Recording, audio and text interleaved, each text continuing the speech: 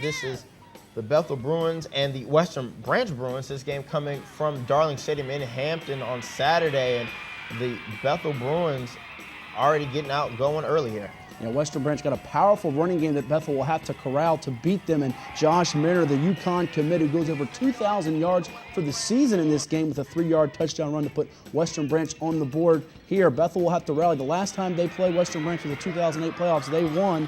And this time, Coach Bubba Hooker and offensive coordinator Ron Johnson going to their bag of tricks, Matt. It's Corey Sweetenberg on the 50-yard reverse. Got to get those trick plays to work to pull off a win. Oh, yeah, the old ball coach is alive and well in Hampton on that reverse, but you see Bethel slowly, methodically moving the ball down the field, trying to punch it into the end zone. You got the fullback when you get a yard out. That's Brian Moore.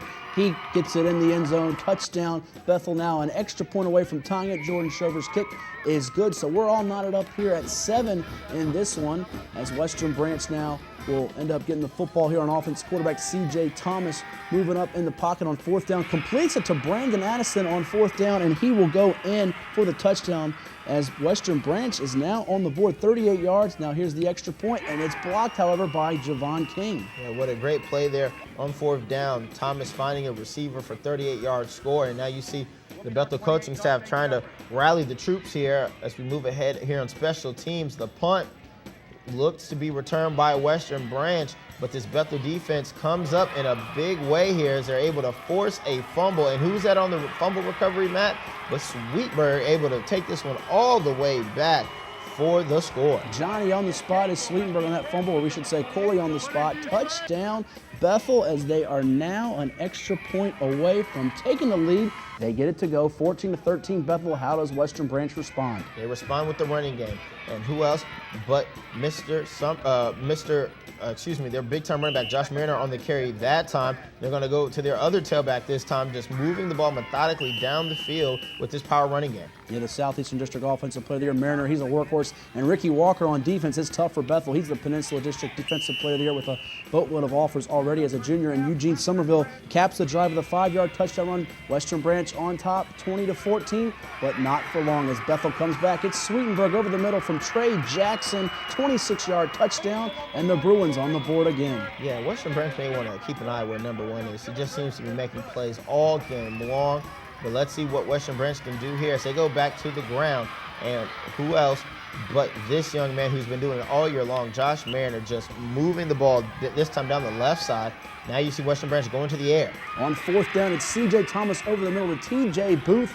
The Bruins will elect to kick a field goal on 4th and 2 from the 13-yard line, under a minute to go. And Brady Schomburg drills it with room to spare. Great job by Schomburg as Western Branch leads at 23-21, looking to advance in the postseason in year 1 of the Greg Gibson era. Bethel with one last gasp here, as it is Jackson. He's going to take the snap, air it out deep over the right side. Got a man at Sweetenberg, but it's incomplete, and Western Branch notches its first playoff victory, Matt, since 2007 when they defeated Bayside. The Bruins improved their record to 9-2 overall on the year. Mariner with 30 attempts for 173 yards and a touchdown. Western Branch a perfect 3 of 3 on 4th downs to help overcome those 4 turnovers committed in a game for Sweetenberg. What a game he had. 1 catch for a 26-yard touchdown, a touchdown return on a fumble, and 10 tackles, but it's not enough as Western Branch moves on. That's right. Now, Matt, let's take a look. In Division 6, our semifinal matchups, Western Branch will be at number 1 seed Ocean Lakes. That game will be at the Virginia Beach Sportsplex, and Salem will be at the 2 seed Oscar Smith. That's a rematch, Salem-Oscar Smith, from last year's Division 6 Eastern Region Championship game. And Ocean Lakes will have to beat Western Branch without Turtle. That's Corwin Cutler, the quarterback committed to UVA. So the Dolphins will rely on their number 1 ranked scoring defense to get the job done if they want to move on.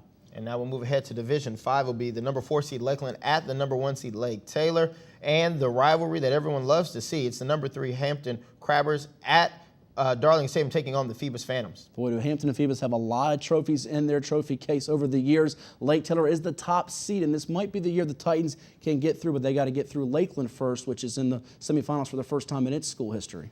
As we continue on, we'll take a look now here at Division IV Region 1. It's the 3-seed King George at Smithfield and the 4-seed Cortland at number 1 Chancellor. Number 1 Chancellor is the top seed and probably the team to beat, but Smithfield, keep an eye on them. They've been a surprise all year long, 9-1. Should be a great battle between them and King George in Division 4. What do we got in Division 3, Matt? Region semifinals. In Division 3, we've got the 3-seed York at number 2 James Monroe and number 4 Parkview South Hill at Lafayette. York, with that great win, got to take on a talented and explosive James Monroe team as the number 2 seed. Lafayette is the number 1 seed and could be the team to beat, though, if they get through Parkview South Hill.